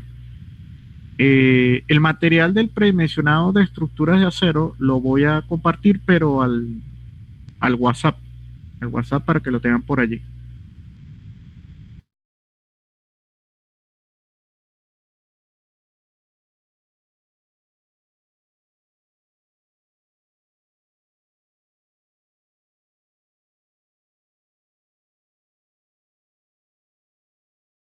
Y bueno, ya los lineamientos de la última entrega, eso, bueno,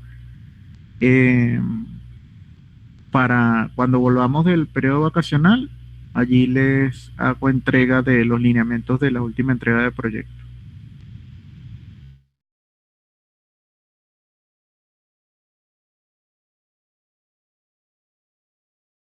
Entonces quedaríamos para la semana que viene, profe, entregaríamos el modelado de la estructura en total. Pues, por ejemplo, nosotros tenemos que asignar las losas y... Sí, prácticamente ya que esté su modelo definido.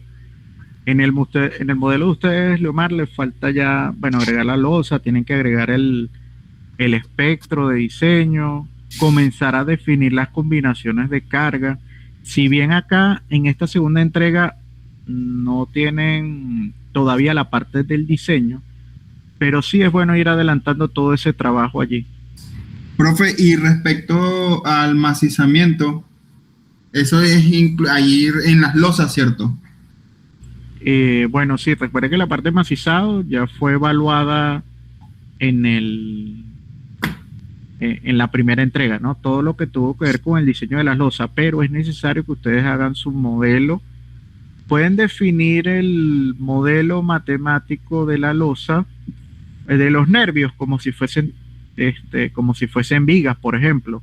O si están trabajando en el ETAP le permite a ustedes definir, ¿no?, cómo es la forma de su losa, si es una losa nervada, una losa reticular.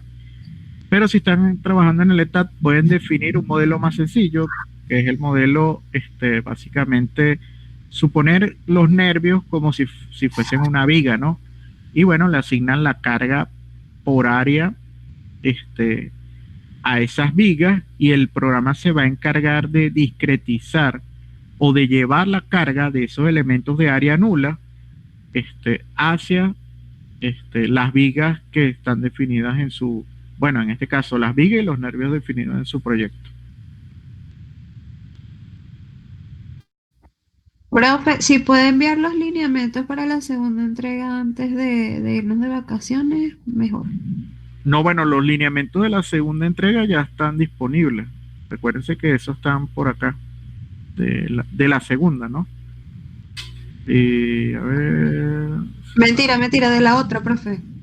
Acuérdense que los lineamientos yo los envié el día 23 de junio de la segunda entrega.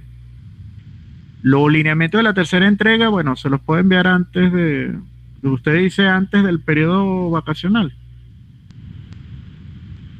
Sí, para ir adelantando, profe, porque tenemos también otras materias que nos cargan loco.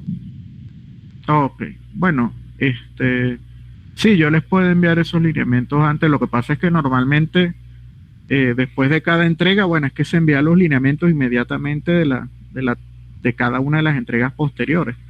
Pero bueno, sí, recuerden que esta segunda entrega no tiene o no va a llevar lo que es plano, porque todavía no están diseñando y detallando sus elementos estructurales, ¿no? Pero ya la tercera entrega sí va a llevar los planos. Entonces van a tener que hacer los planos para la tercera entrega. De todas formas, dentro de esos lineamientos van a estar los requerimientos en cuanto a los planos, en cuanto al informe, qué es lo que se les va a pedir, cómo debe estar estructurado, la información, en qué orden debe ir. Todo eso va a estar allí. Tal como hemos hecho con las entregas, la primera entrega y la segunda.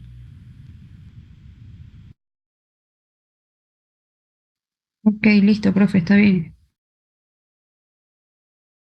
Ok, entonces, bueno, nos vemos la próxima semana, muchachos. Cualquier duda, cualquier inquietud, bueno, no duden en escribir. A veces, bueno, yo sé que me escriben los fines de semana, a veces, acuérdense que los fines de semana es un poquito más complicado. No quiere decir que no escriban, pero tengan en cuenta que los fines de semana tarda un poco más en llegar, o poder atender las consultas. Sin embargo, bueno, siempre abierto a las vías de comunicación, ¿no?, las que hemos establecido para seguir trabajando en ello, tanto en las consultas del proyecto como en cada una de las actividades que ustedes prácticamente han desarrollado cada día jueves, ¿no?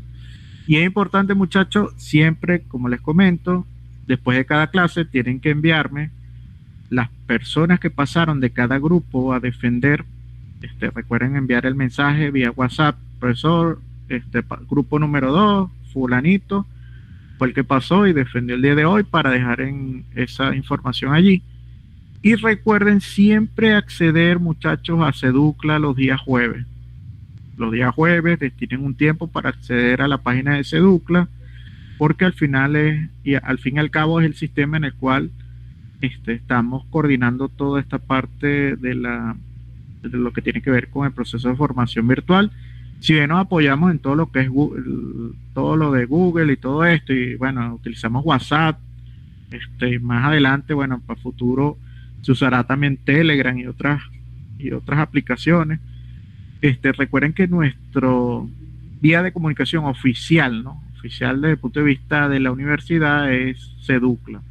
Entonces recuerden que el sistema, siempre que ustedes ingresen, va a registrar todo lo que ustedes están haciendo allí. Entonces es importante que ingresen a Seducla. Bueno, si no hay más preguntas, muchachos, entonces nos vemos el próximo día jueves.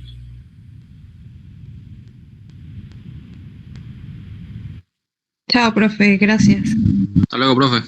Hasta luego, muchachos.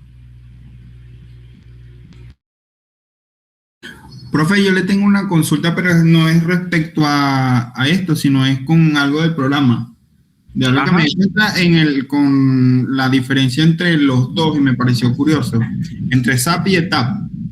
Porque anteriormente, por lo menos para vulnerabilidad y acero, yo usé ETAP. Y en este caso me decidí por el SAP. Y en el caso de acero me doy cuenta que el SAP trae los catálogos de las piezas, o sea, de los perfiles, ya los tiene incluidos. En el cambio, en el ETAP me tocaba cargar los perfiles uno por uno, las dimensiones, la forma, y irlo haciendo así. Bueno, es extraño porque fíjate que también los traigo, probablemente sea un error que tenga el ETAP. La versión, puede ser algo de la versión, pero normalmente los traen. Fíjate, yo tengo aquí el ETAP 22. ETAP 22. Tengo el 23, pero el 23 genera un bloqueo allí extraño y por eso no me gusta utilizarlo mucho, porque es una versión un poco más inestable, ¿no? Pero si tú ves el 22, ¿no? Que es este caso. Yo tengo ese, el 22. Cuando tú generas un nuevo modelo, vamos a crear un nuevo modelo acá. Usuario. Bueno, vamos a vamos a definirlo por el usuario, que está en las normas, ¿tá? Y vamos a dejar esto así por defecto. Cuando tú defines acá, selección, él trae unas por defecto, ¿no? Correcto. Sin embargo, tú puedes importar una nueva propiedad. En el proceso de importación aparecen secciones de concreto, de acero y de elementos compuestos, ¿no? Elementos compuestos es acero y concreto. Correcto. Pero vamos a suponer que tú quieres utilizar perfiles W, que es esta. Entonces él te dice acá, mira, esta es la lista que tiene por default, estos son los perfiles que aparecen por defecto. Tú le puedes indicar aquí, bueno, el material, y aquí en base a qué está... ¿a qué norma? ¿A qué norma, no? Entonces él tiene la ISC, pero, por ejemplo, tú puedes usar los euro, el euro.pro, y en euro.pro están los HA y HB. Por ejemplo, si es problemas de perfilería metálica en cuanto al catálogo europeo, y el ISC, que es el catálogo americano. Eso sí puede ser, porque las dimensiones y la broma no lo conseguía. Y en cambio, ahorita en el SAP me sale. En cambio, en aquel no, me tocaba cargar perfil por perfil sus dimensiones. Ya. No, fíjate que acá tienes las secciones. Porque de hecho, yo buscaba por catálogos, por ejemplo, vamos a poner una marca de aquí de Sidetour, de Shizuka, por poner un ejemplo de las marcas, y no me las cargaba. El igual me pasó con las losas acero. No, lo que pasa es que a veces cambia la forma y el peso de la losa. No, lo que pasa es que a veces hay usuarios que definen o cargan la familia, o sea, o la crean, la familia del catálogo, pues. Entonces, por ejemplo, por defecto ETAP no lo va a tener. Tienes que tú buscar la familia y agregarla. Yo acá, por ejemplo, no lo tengo. Pues. Si te das cuenta, hay unos que son los perfiles euro, y aparecen otros países, ¿no? Pero, por ejemplo, los de Sidetour, hay un archivo que es, en vez de ser euro.pro, es sidetour.pro. y la gente carga ese catálogo, pues, pero tienes que buscar la librería para poderlo agregar acá. Y él te dice dónde está almacenado todos estos catálogos.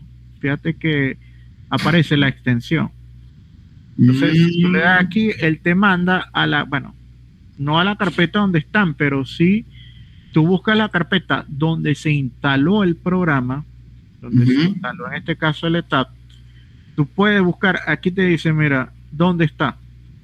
Ya, program file, computer, ETAP, librería, ¿no? Entonces, cuando tú buscas esa dirección dentro de la carpeta, ese catálogo de CIDETUR o cualquier otro de los catálogos, tú lo vas a agregar allí donde está esta ubicación y ahí puedes cargar los perfiles. Va a ver si lo consigo por ahí por aporte de ingeniería en esa página. Sí, a veces lo de CIDETUR están, por ejemplo, yo los llegué a tener los de CIDETUR y llegué a tener los de Unicon también, pero no sé, en las versiones anteriores los perdí y bueno, cuando volví a instalar, defino la sección nuevamente, pero siempre es útil tener esos archivos por allí, porque ya las librerías de ese catálogo de esos productos ya está cargada. Entonces te ayuda más a agilizar el proceso, pues. Sí, es como una especie de cargar o de buscar un bloque en AutoCAD, por decirlo así. Exacto. No, sí, listo. Entonces, eso era lo que le quería consultar, porque me pareció muy curioso que este sí tiene más para escoger perfiles que el otro. Entonces, y es del mismo creador. Yo lo que sí te puedo recomendar es lo siguiente, mira. Como tu proyecto, en este caso proyecto estructural, está enfocado más hacia edificaciones, el ETAP es un programa hecho para eso, para trabajar con edificaciones. Entonces se adapta mejor porque los requerimientos que te pidan o que te soliciten, el ETAP, al estar enfocado en eso, se va a concentrar en darte la información necesaria para ese tipo de edificio. Entonces, por eso recomiendo ETAP en ese caso, pues. Sí, porque de hecho el profesor de acero y de vulnerabilidad, el profesor Ronald, él nos mandó a usar ETAP. Sí, porque es el enfoque, pues, para lo que tú vayas a utilizar. Si es edificio, es ideal para edificios, pues. Y el SAP en caso es para que cosas pequeñas, naves industriales. El SAT es para cosas pequeñas, naves industriales, edificios que tengan otra complejidad, que no sean tan sencillos, los puedes modelar allá. Es como un caso más general, donde cualquier cosa que tú quieras modelar lo vas a poder hacer allá, pero ya si es algo más específico lo puedes hacer por acá. Listo. Ya sé, ya. Bueno, profe, gracias, que se me va a descargar la computadora. Por eso bueno. Que ahora temprano hay clase, pues se me fue la luz. Y la computadora la tenía descargada, pero el UPS sí tiene carga. Entonces no había conectado la computadora. Entonces el muchacho para que me metiera cuando iba a hacer la defensa. Ok. No, bueno, estamos a la orden por acá. A la orden. Hasta luego, profe. Hasta luego.